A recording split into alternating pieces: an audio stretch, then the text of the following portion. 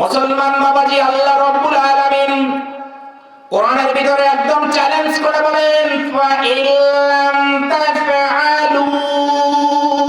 এই আয়াতের আগে বলেন, ও পৃথিবীর মানুষ, আমি তোমাদের সাথে বললাম ফা ইল্লাম তাফআলু, অন্তত আমি যে কোরআন দিয়েছি একটা আয়াত বানিয়ে তোমরা দেখাও। ওয়ালান তাফআলু, এখানে লান ব্যবহার করেছেন।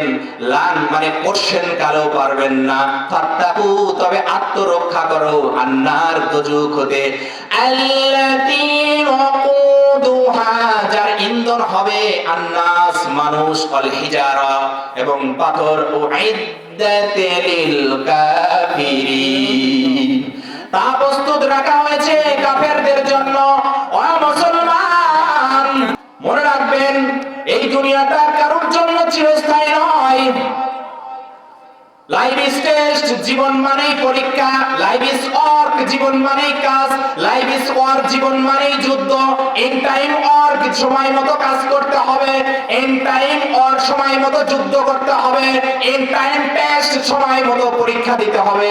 আর এই জমিনটাই হচ্ছে আমাদের জন্য পরীক্ষার হল। আর এই পরীক্ষার হলে যদি আমরা মিস করে যাই, কোশ্চেন কালেও আমরা সফল কাম হতে পারবো না। মনে রাখবেন।